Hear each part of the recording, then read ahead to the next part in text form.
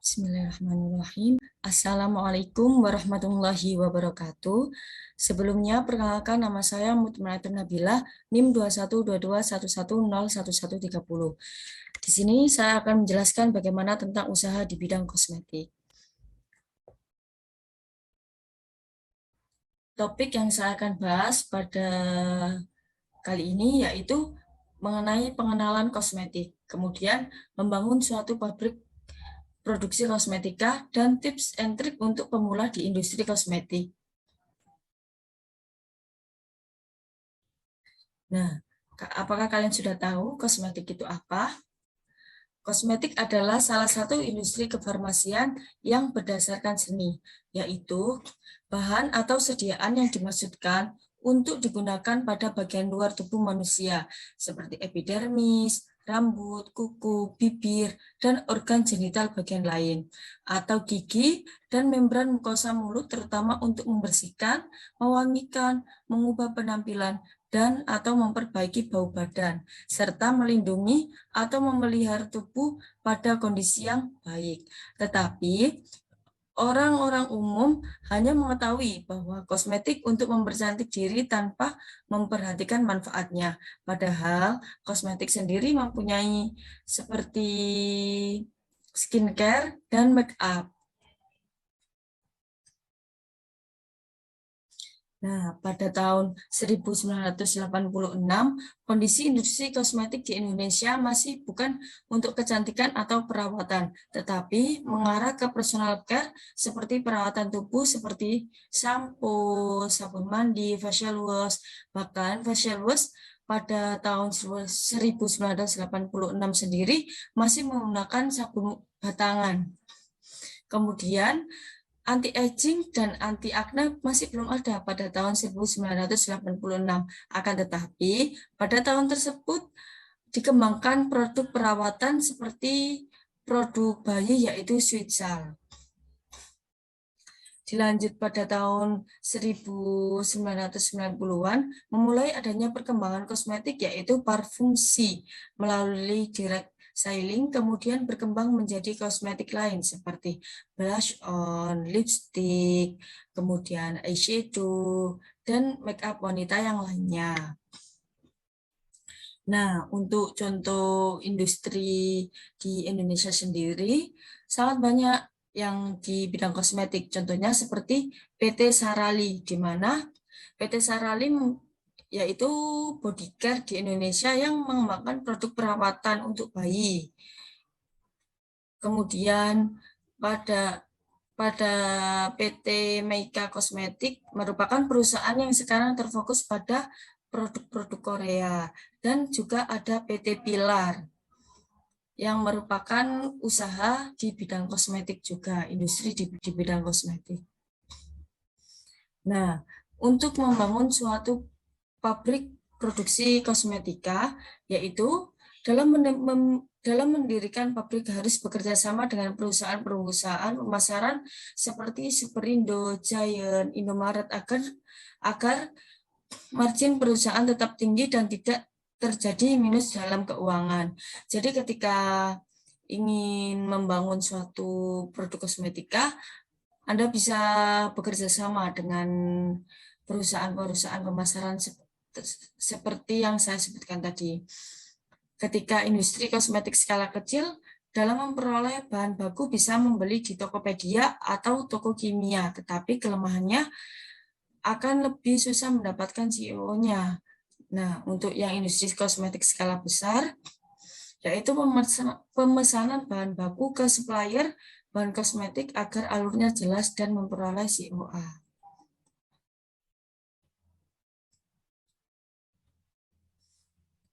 Pada usaha di bidang kosmetik pasti sangat banyak tantangan. Nah, untuk itu ini adalah beberapa tantangan-tantangan yang ada yang sering terjadi pada di bidang industri kosmetik, yaitu saat berkembang brand lokal dengan harga yang murah, maka banyak perusahaan yang berkompetitif untuk membuat produk yang murah. Jadi, industri-industri membuat harga semurah mungkin tetapi tetap berkualitas. Yang kedua yaitu skala multinasional, regulasinya diatur di kantor pusat, memproduksi dengan jumlah yang besar dan memiliki agen suplai bahan baku dari berbagai negara. Kemudian tantangan yang lain, periklanan produk saat itu akan banyak peminatnya ketika diiklankan di TV. Jadi memang untuk industri kosmetik sangat berpengaruh pada pengiklanan karena suatu produk itu dapat berjalan dengan lancar, dapat berdistribusi dengan lancar juga karena iklan-iklan yang mereka tawarkan kepada masyarakat. Kemudian brand yang laku juga karena ciri khas kehalalannya. Nah, untuk di Indonesia ini misalnya contoh seperti produk brand Wardah. Jadi sehingga kita juga bisa dapat mencari bahan-bahan yang halal seperti tersebut. Untuk tantangan terbesar di industri kosmetik yakni kemasan, karena orang tertarik kosmetik dari kemasannya. Apabila kemasan bagus, orang akan percaya dengan isinya. Di Indonesia, kemasan kosmetik terutama skincare hampir tidak ada yang punya industri packaging kosmetik, kebanyakan diimpor dari Cina. Produk kosmetik di Indonesia mahal karena untuk mendapatkan packaging yang bagus pasti impor. Nah, yang perlu diperhatikan pada memulai usaha kosmetik. Jadi untuk memulai usaha kosmetik kita perlu memperhatikan jenis pelanggan kosmetik tersebut.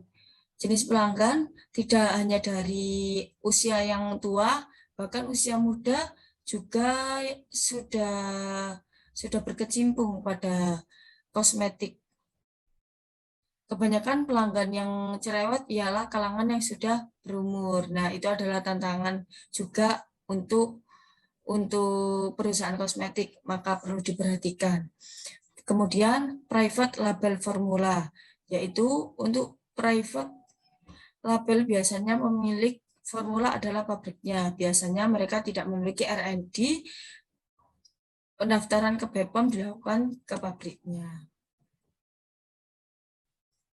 Kemudian hidrasi hasil riset untuk industri kosmetik, karena kebanyakan di Indonesia kurang adanya connecting antara peneliti, pengusaha, dan regulatori. Memang sekarang yang industri obat tradisional dan suplemen sudah mulai hilirisasi. Jadi, sekarang mulai mengumpulkan peneliti, pengusaha, dan regulatornya, sehingga akan mudah untuk menggerakkan industri di Indonesia.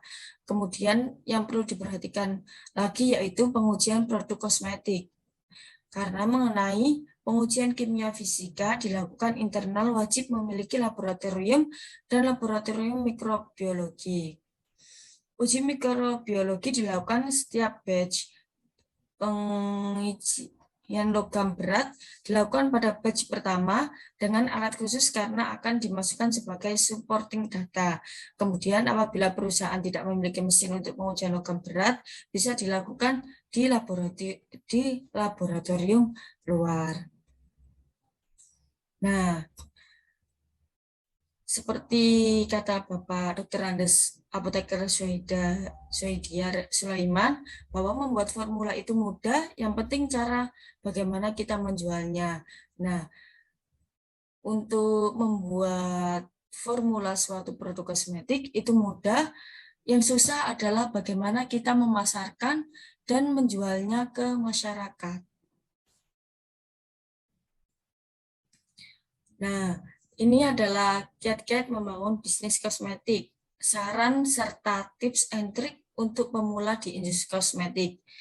Yang jelas pasti yang awal yaitu pasti dari diri sendiri mempunyai jiwa bisnis. Kemudian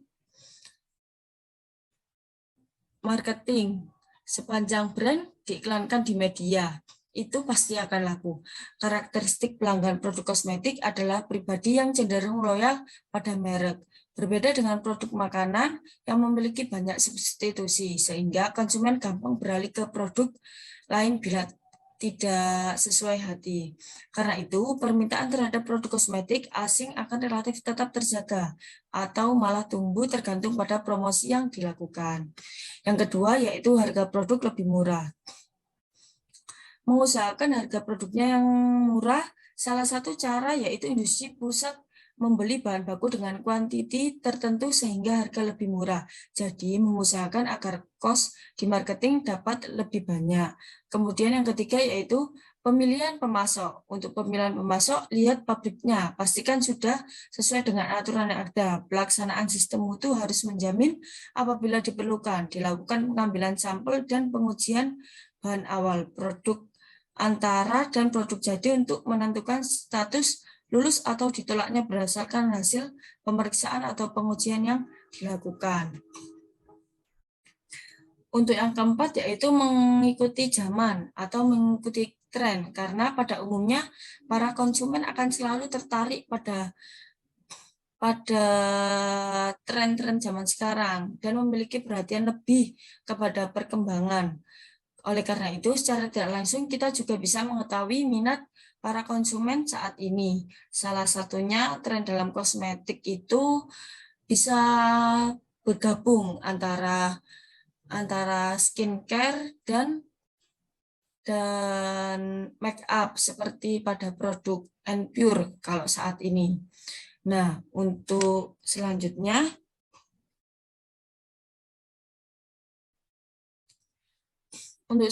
yaitu memahami prinsip CPKB, yaitu bagaimana pedoman cara pembuatan kosmetik yang baik. Nah, kita harus seminimal mungkin mendapat komplain, misalnya mengenai kontaminasi produk, karena pada CPKB merupakan panduan untuk memastikan bahwa produk secara konsisten dibuat dan dikontrol agar memenuhi spesifikasi mutu yang ditetapkan. Jadi kita tahu bahwa produk kita ini sudah memenuhi syarat atau belum. Kemudian yang keenam yaitu modal tidak harus besar.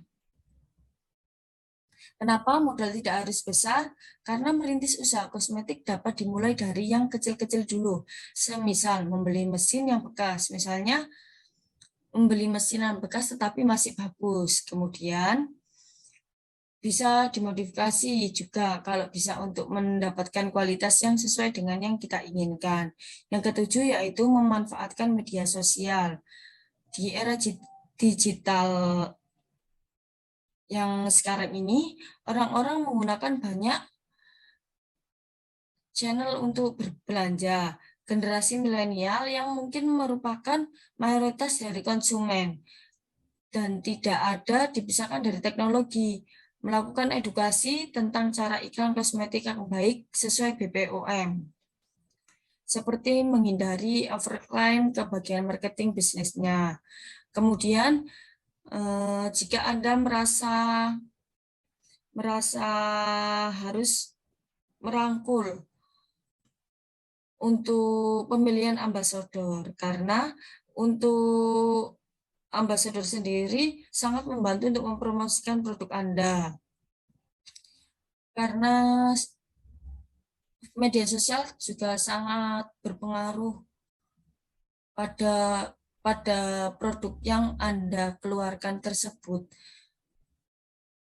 Kemudian iklan juga dibagi menjadi banyak, ada iklan online, ada iklan offline, dan ada iklan yang berjalan, di mana iklan yang online tersebut itu ya seperti ambasador seperti ini, seperti